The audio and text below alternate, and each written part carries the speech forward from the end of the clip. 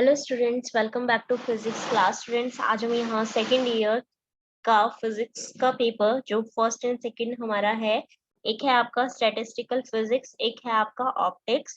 तो fourth semester के दोनों आपके पेपर हैं सेकेंड ईयर के।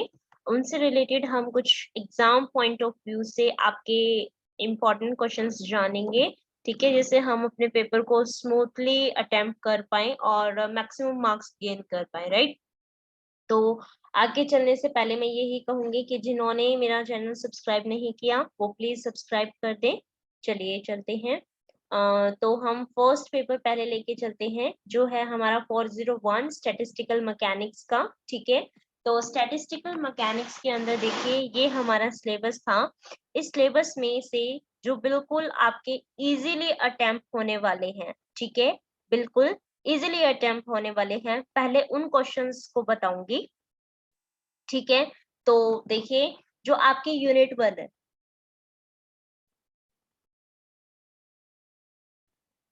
यहाँ यूनिट वन में सबसे पहले आपकी डेफिनेशंस बनती हैं।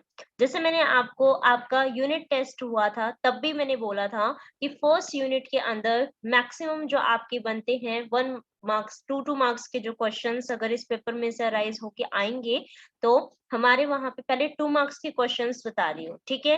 2 मार्क्स के लिए प्रोबेबिलिटी, इसकी सारी की सारी डेफिनेशंस की कौन सी प्रोबेबिलिटी कैसी होती है, ठीक है। Microstate, macrostate, accessible, inaccessible states, constraints, thermodynamical probability definition, postulate of statistical physics, फिर बोल्ट्जमैन distribution, सिर्फ definition, बॉज-आइंस्टाइन, फर्मी-ड्रैक, और बस इतना ही कहूंगी, ठीक है। ये 2 मार्क्स के आपके होते हैं। अब आता है कि अगर हम पेपर में, क्योंकि हमारा 45 मार्क्स का एग्जाम है बेटा, ठीक है, तो 5 क्वेश्चंस हमें करने हैं, 9 मार्क्स का 1 क्वेश्चन रहेगा, ठीक है।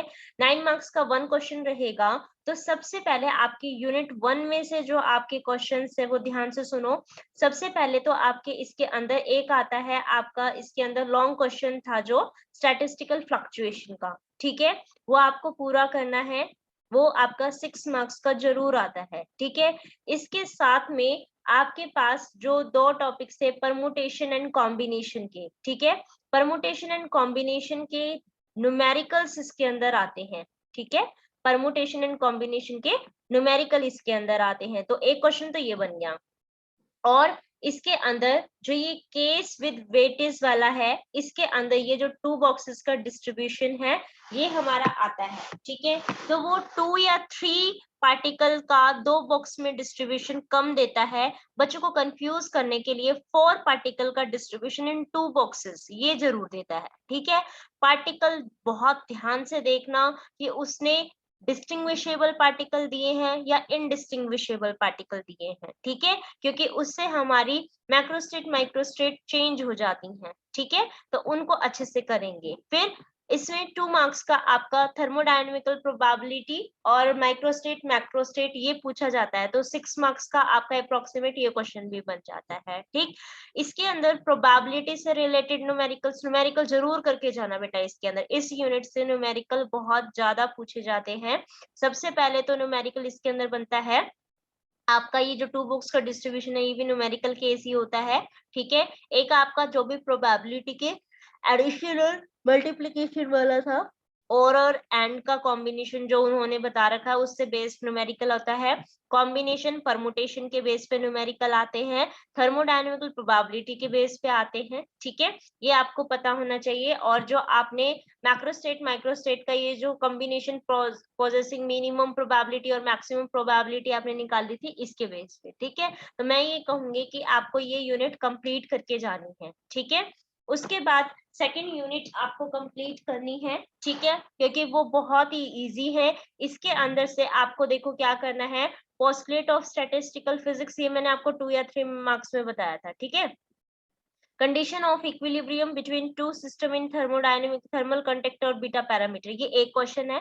एंट्रोपी एंड प्रोबेबिलिटी, ये एक है, ठीक है। Boltzmann distribution law, evolution of A and be constant, ये इसी के अंदर आता है। अगर आपने जो इसका नॉर्मल केस है, ठीक है, जो डिस्ट्रीब्यूशन लॉ का मैंने आपको नॉर्मल केस करवाया हुआ है, अगर आपको वो आता है तो चाहे आपका बोल्ट्जमैन डिस्ट्रीब्यूशन केस हो, बोस-आइंस्टाइन स्टैटिस्टिक्स हो या फिर आपकी फर्मी-ड्रेक स्टैटिस्टिक्स हो, ठीक है, तीनों में सिर्फ आपने जो थर्मोडायनेमिकल प्रोबेबिलिटी वाला केस है ना, यानी कि डब्ल्यू जहां निकालते हैं, बस वो डब्ल्यू ध्यान में रखना है, उसके बाद तो सभी के स्टेप्स सेम है, ठीक है, तो ये तो आप इजीली कर सकते हो। फिर उसके बाद इसके अंदर फर्मी ड्रैग स्टैटिस्टिक हो गया, एक इसमें बोस-आइंस्टाइन कंडेंसेशन, ये रहा बोस-आइंस्टाइन कंडेंसेशन वाला ये टॉपिक करना है, और यहाँ से specific heat of metal and it's solution, तो मैं आपको इनके अंदर यही करूंगी, यानी कि मैंने आपकी first and second unit complete बताई है। फर्स्ट एंड सेकंड यूनिट में से खाली मैंने सेकंड यूनिट का ये टॉपिक छोड़ा था, ठीक है। बोस-आइंस्टाइन गैस और फर्मी ड्रैग गैस भी जरूर करके जाइएगा बेटा, ठीक है। फर्मी ड्रैग गैस और बोस-आइंस्टाइन गैस कुछ भी डिफरेंस नहीं है, दोनों के अंदर जो वो कंडीशन थी ना, ठीक है, उस कंडीशन को ध्यान में रख के उसको सॉल्व करके आना है, बस इतना सा काम करना है, ठीक है। नेक्स्ट है हमारा इसके अंदर ऑप्टिक्स का। ऑप्टिक्स के अंदर देखो हमारा ये सिलेबस है, ठीक है। आप सबसे पहले अपनी यूनिट्स करेंगे, ठीक है, कि आपको यूनिट्स कौन सी करनी है। लास्ट में भी मैं आपको यही कहूंगी कि इसके अंदर जो इजी रहेगी बेटा आपको करने के लिए, वो फर्स्ट एंड सेकंड करेगी, लेकिन जैसा हमने 6 सेमेस्टर का पेपर देखा है, इन्होंने कोई भी ऐसे क्वेश्चंस नहीं छोड़े हैं कि आप थर्ड यूनिट को बिल्कुल ही स्किप करके जाओगे तो काम चल जाएगा, नहीं चलेगा, ठीक है। इसीलिए आप इसके अंदर भी जो फर्स्ट एंड सेकंड करके जा रहे हैं, थर्ड को बिल्कुल ही नहीं करके जा रहे, वो ऐसी गलती बिल्कुल भी ना करें, ठीक है। जो फर्स्ट एंड सेकंड कंप्लीट कर रहे हैं, उनको यहाँ से फर्मी ड्रैग स्टैटिस्टिक्स के बारे में भी पता होना चाहिए, बोस-आइंस्टाइन कंडेंसेशन के बारे में पता होना चाहिए, ठीक है। फर्मी ड्रैग गैस और specific heat of metal and it's solution, इनके बारे में पता होना चाहिए। अगर ये आप पढ़ लोगे तो आपका बिल्कुल ही अच्छे से पेपर हो जाएगा, ठीक है। नेक्स्ट है, कईयों के बच्चों के दिमाग में ये आ रहा होगा, मैडम 2 यूनिट तो पूरी कर ली, तीसरे के भी आधे तो करवा ही दिए, 3-4 ही तो छोड़े थे, वो भी कर लेंगे। हाँ, वो कर सकते हो अगर आपके पास टाइम है तो, लेकिन जो ऊपर टॉपिक्स हैं, मैं सेकंड यूनिट के अंदर से कुछ भी नहीं छुड़वा सकती, क्योंकि अगर मैंने वो छुड़वा दी, क्योंकि उसमें से 4 ही टॉपिक हैं, 4-5 ही टॉपिक हैं उसके अंदर, अगर आप ध्यान से देखोगे, ठीक है, तो 5 टॉपिक है, ठीक है। 5 टॉपिक के अंदर अब देखो, अगर इसके अंदर ये क्वेश्चन वो जरूर पूछेगा कि मैक्सवेल बोल्ट्जमैन और बोस-आइंस्टाइन स्टैटिस्टिक और फर्मी ड्रैग स्टैटिस्टिक्स में क्या अंतर है। आपको एक न्यूमेरिकल दे सकता है इसके ऊपर कि ये इतने पार्टिकल है, इसको तीनों केसेस से सॉल्व करके दिखाओ, कि आपके पास मैक्सवेल बोल्ट्जमैन है तो आप उसकी सारी मैक्रोस्टेट माइक्रोस्टेट कैसे दिखाओगे, बोस-आइंस्टाइन स्टैटिस्टिक है तो कैसे दिखाओगे, फर्मी ड्रैग स्टैटिस्टिक है तो कैसे इन पार्टिकल को आप वहां पे डिस्ट्रीब्यूट करके दिखाओगे। ये न्यूमेरिकल आपकी बुक में है, पूछा भी बहुत बार जाता है, इसको जरूर करके जाए, ठीक है। और ये 5-6 देखो, एक तो इसके अंदर से मैंने ये बताया पोस्टुलेट ऑफ स्टैटिस्टिकल फिजिक्स, ठीक है, ये तो आपको जनरली पता ही है, तो इसको स्किप कर दो, ठीक है। फर्स्ट क्वेश्चन है आपका यहाँ से लेके यहाँ तक का, दूसरा है यहाँ से यहाँ तक का, ये तीसरा ही है, ये चौथा है, ठीक है, और ये पांचवा है। 5 ही तो क्वेश्चन थे सेकंड यूनिट के अंदर, तो यानी कि ये 5 क्वेश्चन इतने इंपॉर्टेंट है कि इसमें से 3 क्वेश्चन तो जरूर की जरूर आएंगे, ठीक है, तो कोई भी हम इसके अंदर छोड़ नहीं सकते हैं। फिर रही बात नीचे की, नीचे वाली यूनिट के अंदर से एक्चुअली में इसके अंदर आप इसको नहीं करके जाओगे तो काम चल सकता है, लेकिन मैं फिर भी यही कहूंगी कि आप रिस्क ना लेके जाए, ठीक है, रिस्क ना लेके जाना, ठीक है। और इसके अंदर से ये क्वेश्चंस जो मैंने अभी बताए हैं वो कर लेना। अगर फिर भी आपको ये लगता है नहीं इतने सारे नहीं होंगे, तो इसके अंदर से electron gas in metal, 0 point energy, specific heat of metal of its solution, ये जो नीचे वाला पार्ट है ना, इसको जरूर करके जाना, क्योंकि ये ना छोटे छोटे क्वेश्चंस मिला के फिर देता है इसको, ठीक है, और मैक्सिमम टाइम्स पूछा भी गया है। तो आप ऊपर की ये 2 यूनिट कर लेना, ठीक है, कंप्लीट, और नीचे इलेक्ट्रॉन गैस इन मेटल से लेके यहाँ तक का 3 ही क्वेश्चन, अब इनको तो कर लोगे ना, 3 ही तो छोटे छोटे पॉइंट्स है, इन 3 को जरूर करके जाना फिर, ठीक है। नेक्स्ट देखो, ऑप्टिक सेकंड के अंदर से भी पहले हम फर्स्ट एंड सेकंड यूनिट के बारे में बात करते हैं, ठीक है। फर्स्ट एंड सेकंड यूनिट के बारे में बात करें तो एक तो इसके अंदर है 2 मार्क्स का colour of thin films, Airways के बारे में पूछता है, लॉन्ग क्वेश्चन पूछेगा तो एयरवेज फिल्म पूरा पूछेगा, ठीक है, पॉइंट सोर्स और सिंगल जैसे आपने ले रखा था उसकी तरीके से। फिर न्यूटन रिंग के बारे में, ठीक है, न्यूटन रिंग आपका हो जाएगा। फिर न्यूटन रिंग की, अगर न्यूटन रिंग नहीं पूछता है तो उसकी इसकी ये आएंगे इंटरफेरोमीटर आपके, जैसे माइकलसन इंटरफेरोमीटर है, ठीक है। इनकी स्टैंडर्डाइजेशन ऑफ मीटर और डिटर्मिनेशन ऑफ वेवलेंथ में से डिटर्मिनेशन ऑफ वेवलेंथ बहुत बार पूछा जाता है, इसको करके जाना, ठीक है।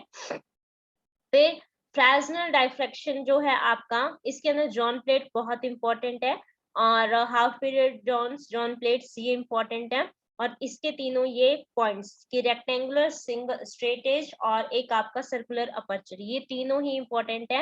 एनालिटिकल एंड ग्राफिकल मेथड जो आपको करवाए हुए हैं उनमें से कुछ भी ये करके उसको पूछ सकता है, ठीक है। तो मैं नहीं छुड़वा सकती है भाई इसके अंदर से कुछ भी, ठीक है।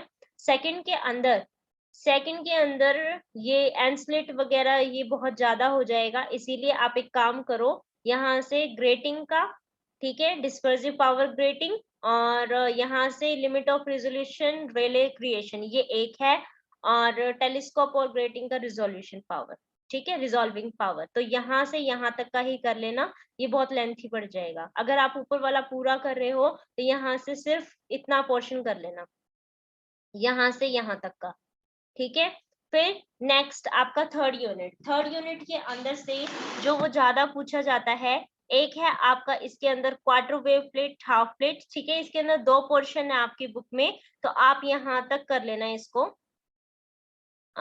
यहाँ तक, ठीक है, पोलराइज्ड लाइट तक।